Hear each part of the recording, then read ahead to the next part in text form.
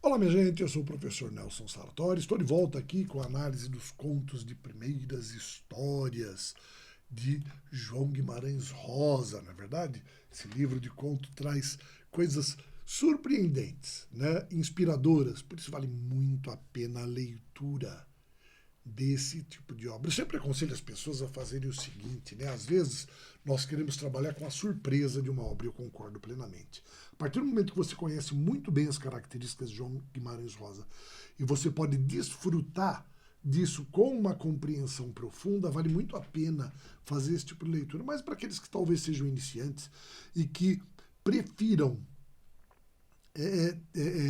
vai desfrutar da grandiosidade dele, né?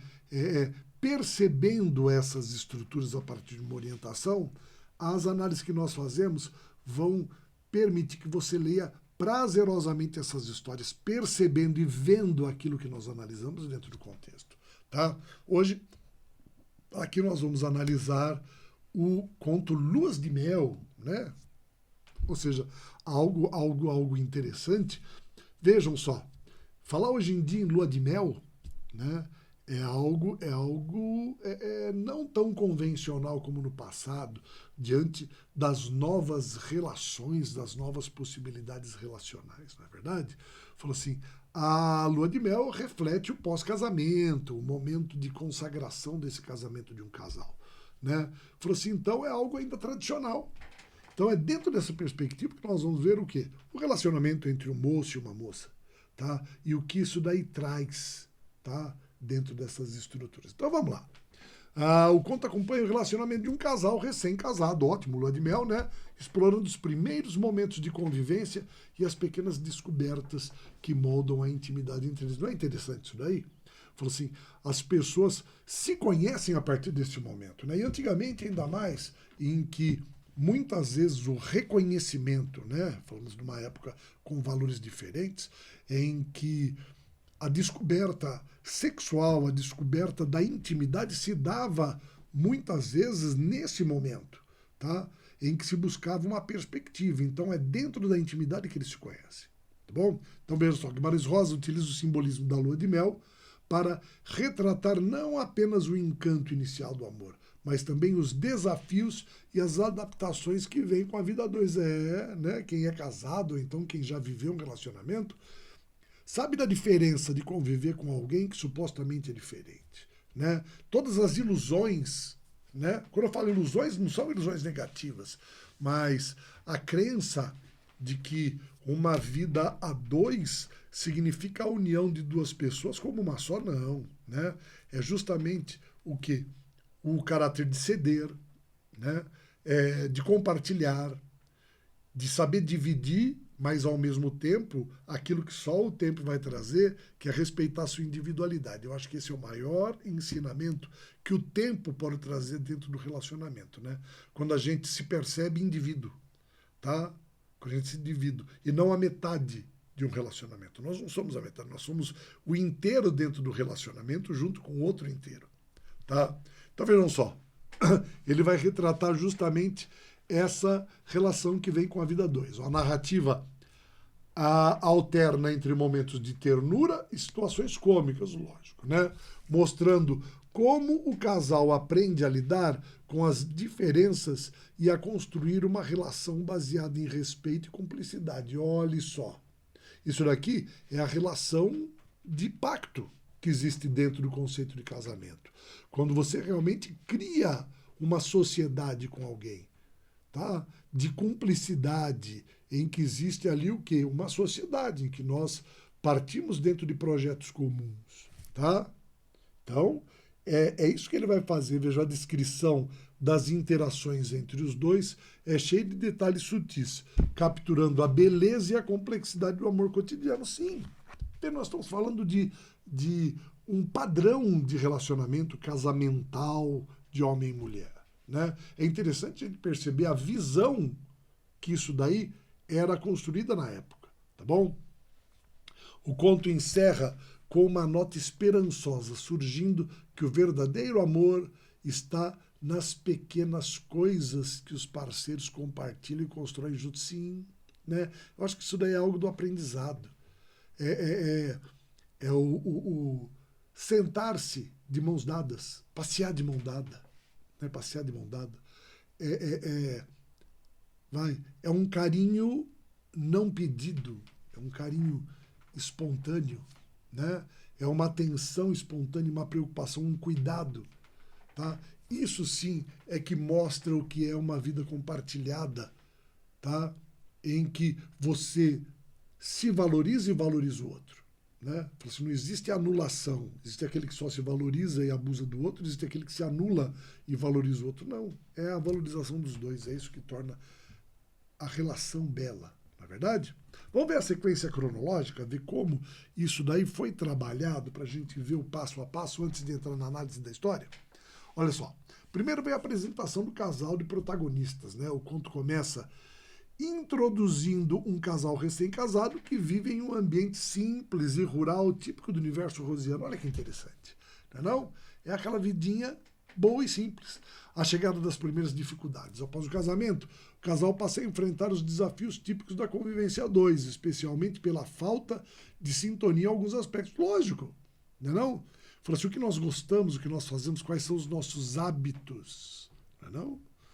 Depois, a descrição das luas de mel. A expressão luas de mel é usada de forma irônica e ao mesmo tempo poética, tá? Porque ela explora os momentos de felicidade do casal são intercalados por brigas e dificuldades. Então vem briga e dificuldade, lua de mel. Briga e dificuldade, lua de mel faz parte da relação, né? Falou assim que é o abrandamento, é o amor abrandando os conflitos, tá? Os desencontros emocionais. Então o narrador descreve as desavenças do casal, que surgem por motivos banais do cotidiano, mas que ganham peso na dinâmica da relação. Exatamente isso. Não é não? Vejam como o cotidiano banal gera conflito. E isso é muito interessante de perceber, né? Essa capacidade observativa de Guimarães Rosa, né? Ou seja, da observação comportamental, como muitas vezes é na banalidade do cotidiano, né, que surgem as desavenças. Por quê? Porque são coisas simples. É como eu gosto de que a roupa seja dobrada, como eu guardo a minha roupa, como eu sirvo o meu prato, como eu preparo a mesa. Tem uma série de coisas, né, do dia a dia, tudo. Como nós agimos, como levantamos, qual a nossa rotina, né? Como nós construímos uma nova rotina. Então, é interessante, tá? Essa ideia dos desencontros emocionais. Por quê? Porque a gente constrói um ideal. A gente vai viver a realidade, saber reconhecer o valor da realidade é o que dá brilho ao relacionamento, né? São as descobertas. Tá? A convivência com a realidade prática, olha lá. As tarefas e a rotina, como a vida no campo, exigem esforços práticos. E isso aumenta a tensão entre os dois, revelando suas diferenças. Veja, a vida no campo exige o quê? Uma rotina. Tá? Uma rotina de horários que se levanta, né? Ou seja, a rotina no campo exige que você acorde junto com os elementos da natureza, o raiar do dia, os animais, a alimentação, o plantio, tá? Tudo isso daí é importante. Então, os horários são adaptados dentro dessa construção, tá? Então, as diferenças, né? A gente vai ver como que isso daí acontece. A conviver com a realidade mostra as diferenças, como é que eu uso isso, tá? A persistência do amor, olha só, apesar dos conflitos, o casal consegue retomar momentos de harmonia. O amor, embora simples e imperfeito, se reafirma após cada desavença. Lógico. Falou assim, se eu não fizer, vejam isso daí, é o que a gente entende o seguinte, se eu não tiver o amor como referência dentro do meu relacionamento, as diferenças nos separam. Então, se a minha opção é pelo amor, é muito importante que eu não perca essa estrutura, que eu supere as dificuldades. É essa a mensagem que o conto tenta trazer. Eu supero as dificuldades, que são normais da vida, tá? Em nome de um desejo de relacionamento feliz. Tá bom? Por isso a persistência, tá? Depois, as reconciliações, momento sublime, né? Após momentos de briga, vem as reconciliações. Elas são descritas com delicadeza, como pequenas luas de mel que trazem respiros de ternura à vida do casal. Sempre, né? Sempre. Sempre. É quando você é capaz de sair do conflito e voltar à harmonia, porque os conflitos existem. Onde eu vivo? Dentro do conflito. Quem vive dentro do conflito não é feliz. Tá? Eu tenho que entender que os conflitos existem e é isso que ele tenta mostrar. Tá bom? O narrador enfatiza que a relação do casal é marcada por ciclos de brigas e reconciliações. Uma dinâmica constante na vida de todo mundo, não é verdade? Então, é aquilo. O que é um relacionamento? É isso daí.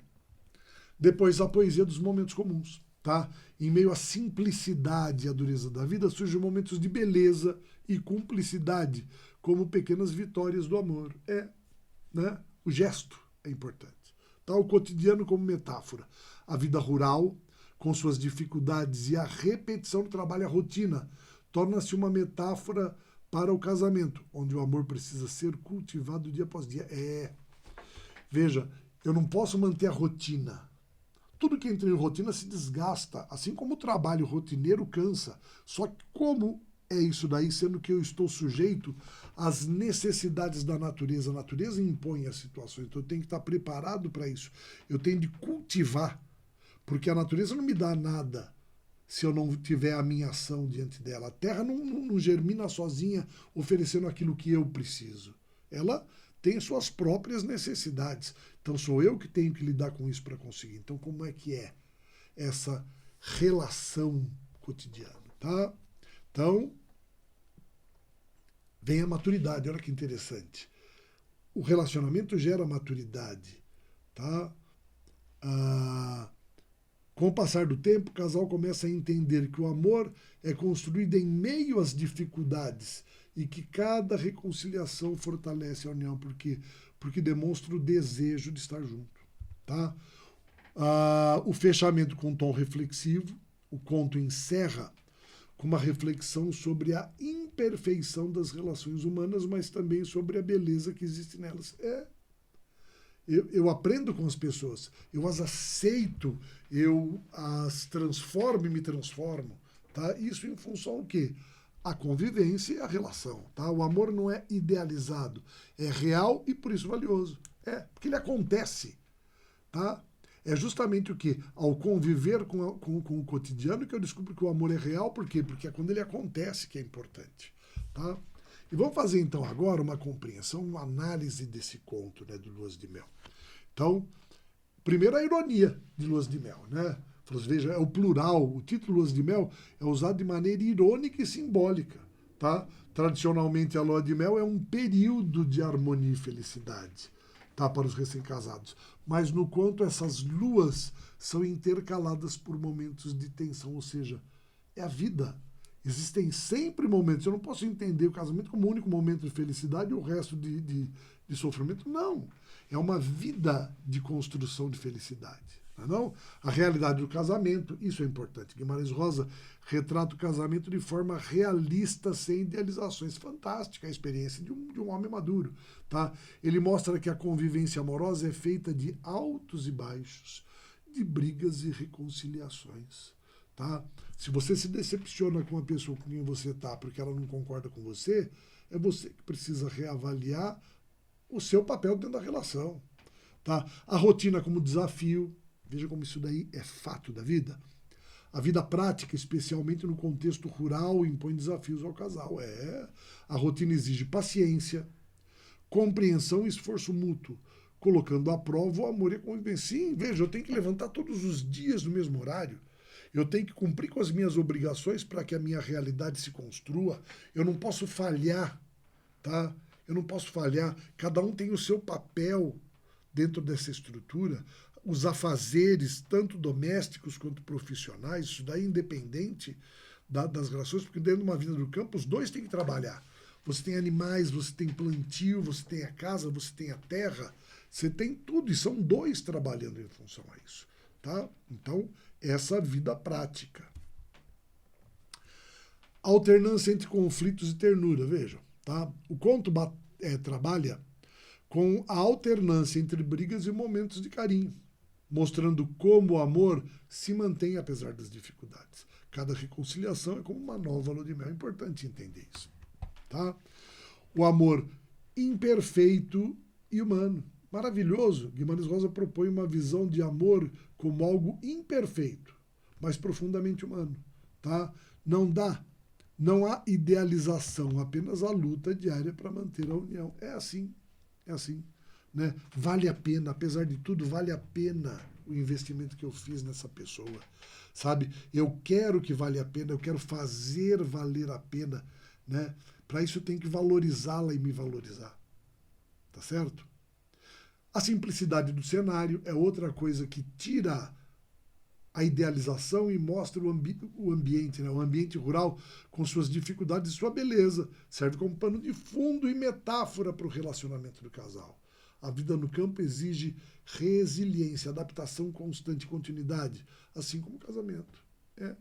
Você veja que a vida no campo que ele constrói, todo o trabalho, a necessidade de adaptação, de reconstruir, de replantar, é o que acontece. Eu tenho que sempre recultivar o meu relacionamento, o meu amor. Tá? E o tempo como elemento transformador. O que é o tempo? É o amadurecimento. É o aprendizado. Tá? É o aprendizado. Então é esse que é o ponto importante. Tá bom? O conto sugere que o tempo amadurece a relação. O casal aprende a conviver com as diferenças e a valorizar os momentos de reconciliação. Sim, tá? Falou assim, é aquela premissa, né?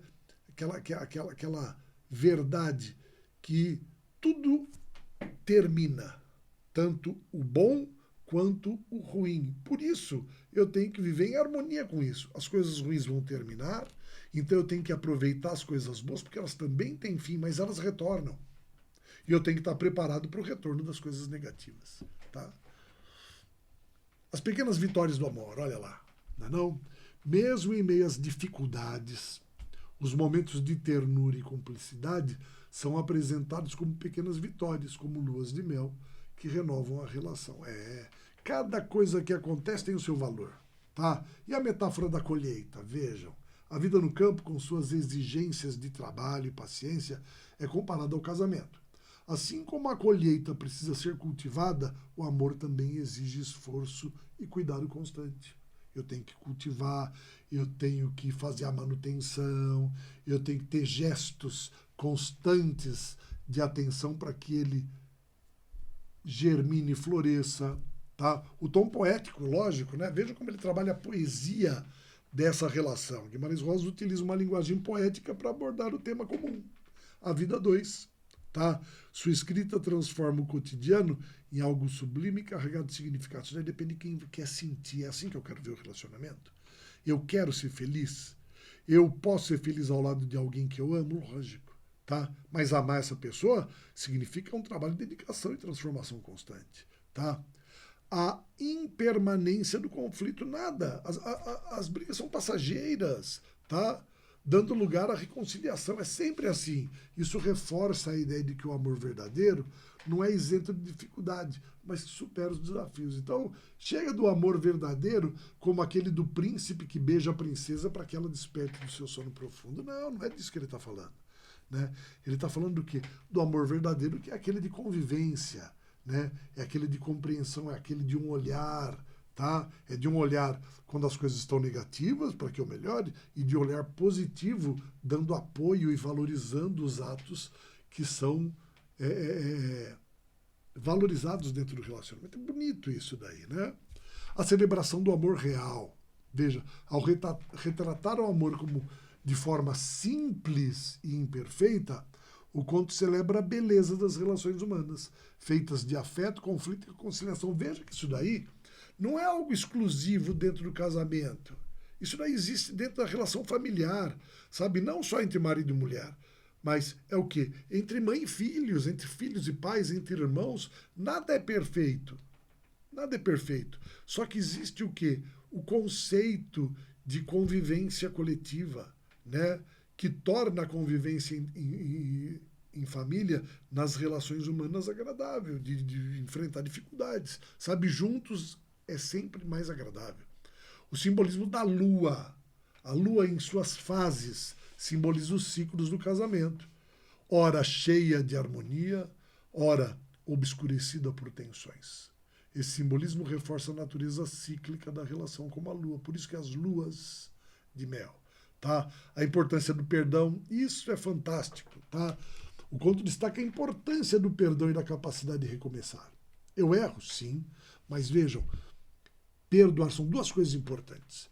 Perdoar e pedir perdão. Não?